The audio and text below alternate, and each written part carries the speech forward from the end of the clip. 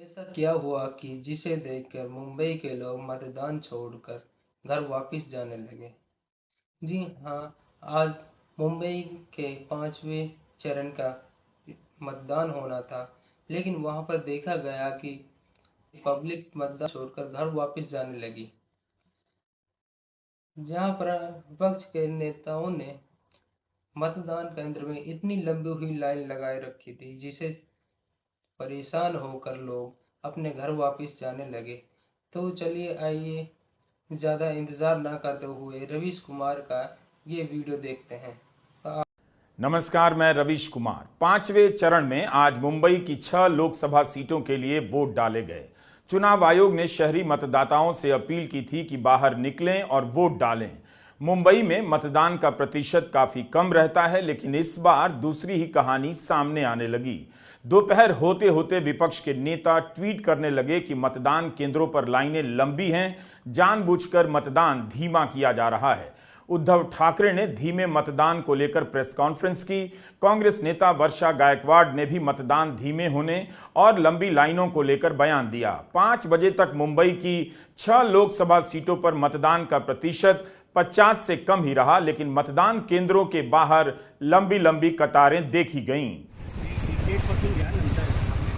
अब इस लंबी लाइन को देखिए। मुंबई के विले पार्ले का मतदान केंद्र है। शाहजी राजे मार्ग के स्कूल पर लोगों की लाइन कितनी लंबी है, यह वीडियो दोपहर 3 बजे का है। ऐसे ही लंबी लाइनें कुछ और जगहों पर देखी गईं। इंडिया गठबंधन को लगा कि जानबूझकर देरी की जा रही है, लंबी लाइनों से हताश होकर लोग घर न चले जाएं, इसलिए शाम 5 बजे उद्धव ठाकरे ने एक अर्जेंट प्रेस कॉन्फ्रेंस बुलाई और लोगों से अपील की कि जो भी घर चले गए हैं वापस आएं और 6 बजे से पहले लाइन में लगें। कांग्रेस की वर्षा गायकवाड़ ने भी लंबी लाइनों को लेकर आरोप लगाया। उद्धव ठाकरे का कहना है कि उन्हीं इलाकों में मतदान को धीमा किया जा रहा है जहां पर इंडिया गठबंधन मजबूत है। चुनाव अधिकारी ने कहा कि हम लाइन में लगे लोगों को टोकन बांटेंगे और जितने भी लोग लाइन में लगे होंगे उनका मतदान कराया जाएगा।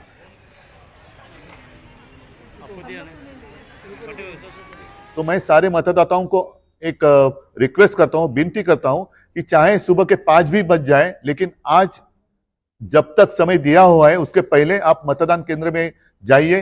अगर सुबह कुछ भी असुविधा के कारण आप घर लौटे हो तो वापस जाइए, और कल सुबह 5 भी बज जाए, 6 भी बज जाए, कोई भी वहां से हिलेगा नहीं।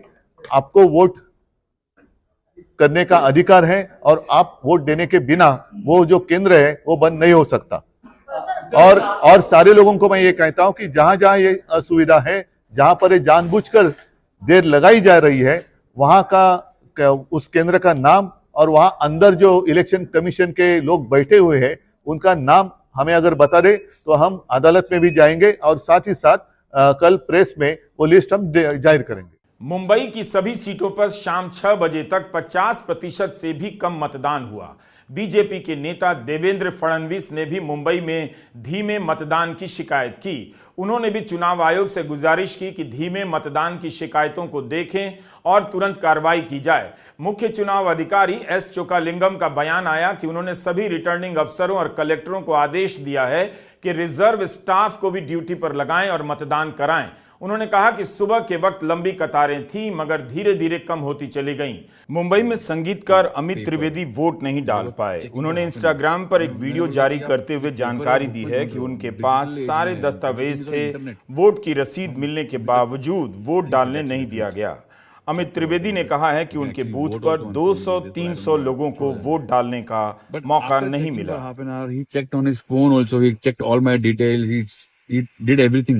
for half an hour, and after that he's saying, sorry नहीं है sir, you can't vote. So I said, मतलब मैं वोटिंग कर नहीं पाऊंगा। आपने नो सर नहीं कर पाएंगे। बहुत लोग डिसअपॉइंटेड गए सर, 203 से लोग ऐसे डिसअपॉइंटेड गए। बहुत लोगों के साथ हो रहा है, पता नहीं। Fine, so I couldn't vote. Mumbai की 6 लोकसभा सीटों के अलावा महाराष्ट्र के धुले, नासिक, पालघर, भिवांडी, ठाणे में भी वोट डाले गए। उत्तर प्रदेश अब आते हैं।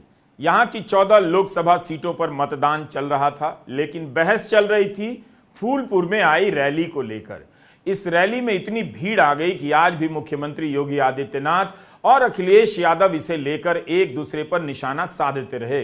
प्रचंड गर्मी के बीच मतदान की खबरों में इस भीड़ का तड़का लगा रहा, मगर अफसोस 5वें चरण में भी यूपी के मतदान में वो बात नहीं दिखी जिसकी तैयारी जनवरी महीने में राम मंदिर के उद्घाटन के साथ शुरू हो गई थी।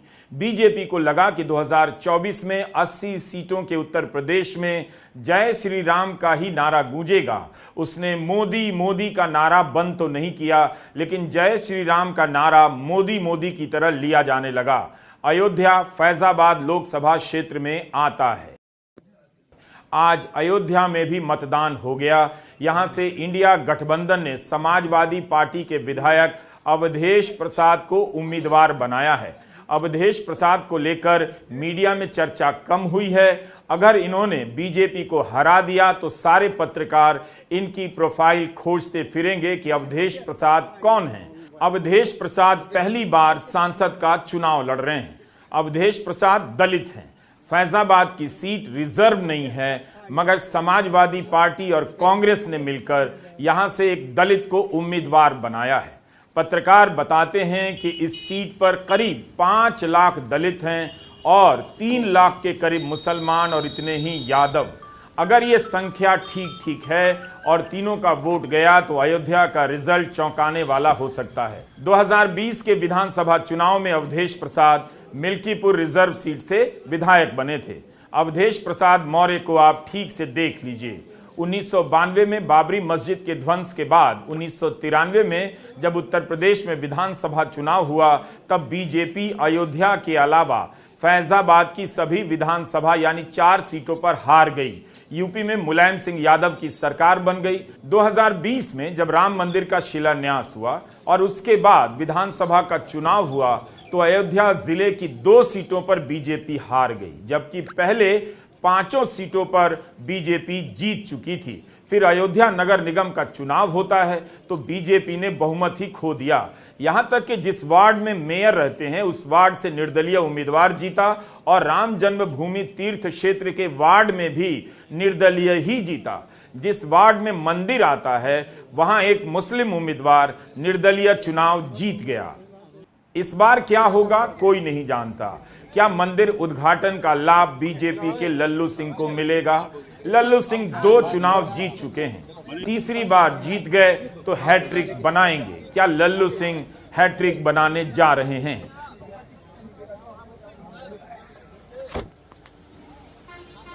राम मंदिर और अयोध्या की चुनावी राजनीति का ट्रेंड अलग रहा है।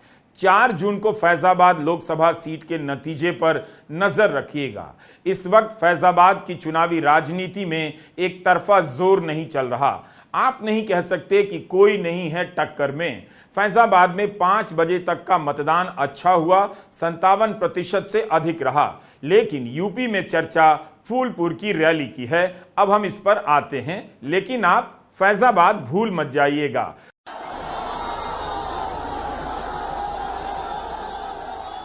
फूलपुर लोकसभा क्षेत्र में आई यह भीड़ उस मिथक को तोड़ देती है कि यूपी में जय श्री राम के आगे सारे मुद्दे गायब हो गए हैं।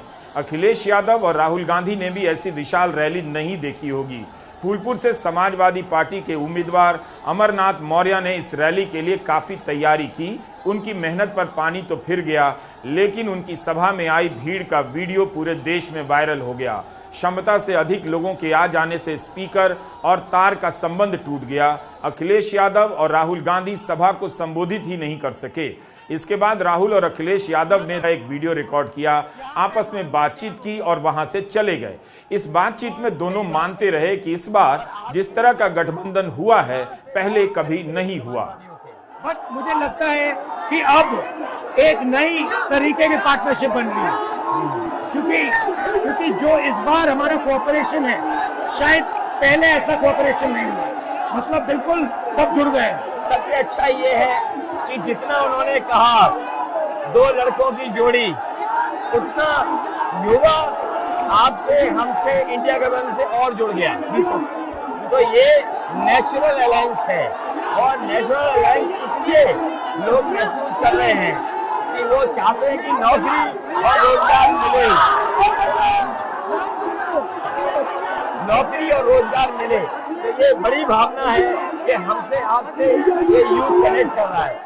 बीजेपी समझ गई कि फूलपुर की रैली की चर्चा चल रही है, इसलिए उसने रैली को निशाना बनाना शुरू कर दिया। इलाहाबाद लोकसभा क्षेत्र में आयोजित एक जनसभा में योगी आदित्यनाथ ने कहा, 2 लड़के आए थे, जनता सुनना नहीं चाहती थी, इसलिए बिना भाषण दिए चले गए। अभी वे आए थे फूलपुर में, दोनों लड़कों की जोड़ी, पब्लिक ही नहीं थी और बैरंग वापस चले गए।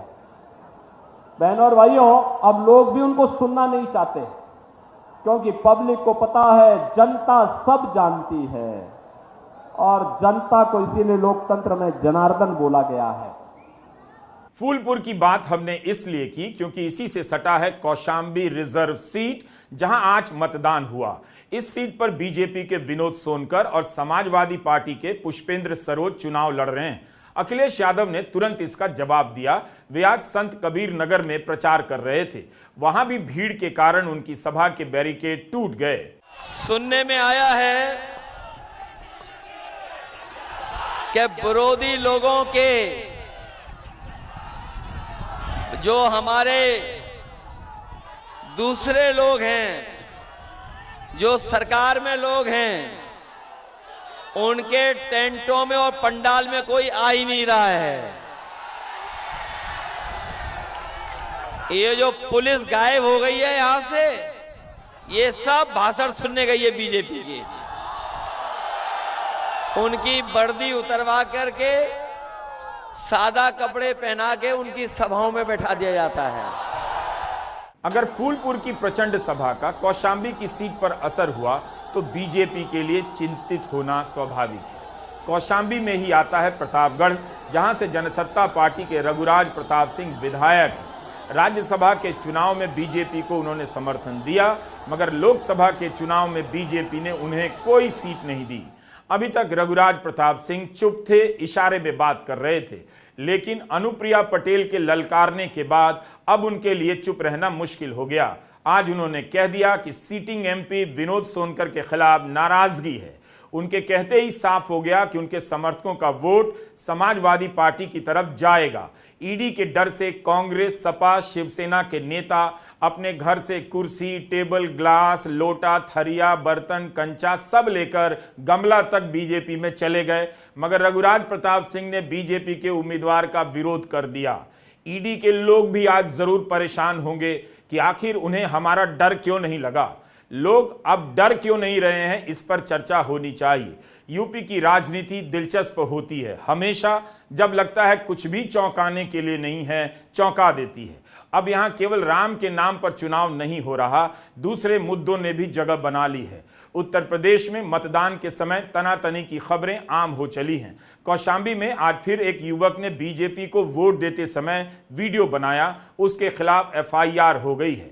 हम अपने स्तर पर इस वीडियो की पुष्टि नहीं कर सकते, मगर यह काफी वायरल है। यह सीसीटीवी फुटेज है जिसका प्रसारण भारत समाचार ने किया है। घटना कौशाम्बी लोकसभा क्षेत्र की है। इसमें दलित समाज के लोगों ने बीजेपी को वोट नहीं दिया तो उनके साथ घर में घुसकर मारपीट की गई। समाजवादी पार्टी ने इसकी शिकायत चुनाव आयोग से की है। गर्मी आज बहुत थी, 44-45 डिग्री सेल्सियस तापमान में मतदान की जगह लोग तापमान की ही बातें करते रहे। लखनऊ में मतदान धीमा रहा, शाम 5 बजे तक 50% भी मतदान नहीं हुआ, लेकिन मोहनलालगंज, जालौन, झांसी, हमीरपुर, बांदा, बाराबंकी, फैजाबाद, गोंडा और कैसरगंज में मतदान चलता रहा। रायबरेली में राहुल गांधी और अमेठी में स्मृति ईरानी आज मतदान के दिन अपने क्षेत्र में रहे और बूथों का दौरा करते रहे।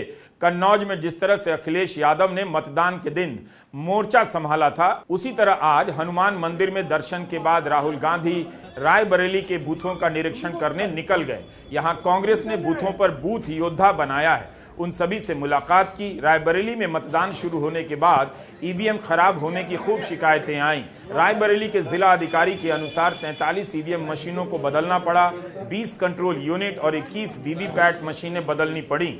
मीडिया रिपोर्ट के अनुसार रायबरेली के बूथ नंबर 312 पर कांग्रेस के कार्यकर्ताओं से बस्ता छीनने की भी शिकायत आई है। बस्ते में मतदाताओं की पर्ची होती है। खराखव गांव में भी कांग्रेस का बस्ता नहीं लगने दिया। खबर आई तो राहुल गांधी वहां पहुंच गए। राहुल गांधी कचुरिया पोलिंग सेंटर गए तो 2 बूथों पर सीसीटीवी कैमरा नहीं मिला और इसे लेकर शिकायत की। उधर अमेठी से तीसरी बार चुनाव लड़ रही थी स्मृति ईरानी, वे भी बूथों का दौरा करती रहीं। अमेठी में जिस घमासान की बात कही जा रही थी, मतदान में काफी देर तक उतनी तेजी नहीं आई, लेकिन अमेठी में 5 बजे तक करीब 53% मतदान हुआ। रायबरेली में मतदान अमेठी से ज्यादा हुआ, शाम 5 बजे तक 56%। बाराबंकी में सबसे अधिक करीब 65% मतदान हुआ है। आज 5वें चरण का मतदान संपन्न हो गया। इस भीषण गर्मी में चुनाव कराने का जिसका भी आइडिया रहा होगा, उसे एसी में रहने का जुगाड़ आता होगा। बस ये नहीं समझ पाया होगा कि बाकी लोग भी धूप में नहीं जाने का जुगाड़ निकाल लेंगे। लखनऊ में तापमान 44 डिग्री था। इतनी गर्मी का असर मतदान पर पड़ता ही राजधानी के लोगों ने इतना विकास देख लिया कि मतदान करने निकले ही नहीं। बिहार में मधुबनी और सारण की सीट पर नतीजों का इंतजार रहेगा। मधुबनी की सीट क्या बीजेपी बचा पाएगी और सारण की सीट पर लालू यादव की बेटी रोहिणी के कारण लड़ाई दिलचस्प हो गई है। क्या वे जीतेंगी? राजीव प्रताप रूडी के लिए यहां प्रधानमंत्री मोदी ने प्रचार किया। इस चरण में हाजीपुर से चिराग पासवान चुनाव लड़ रहे हैं। बिहार में शाम 5 बजे तक 56% से अधिक मतदान हो चुका था।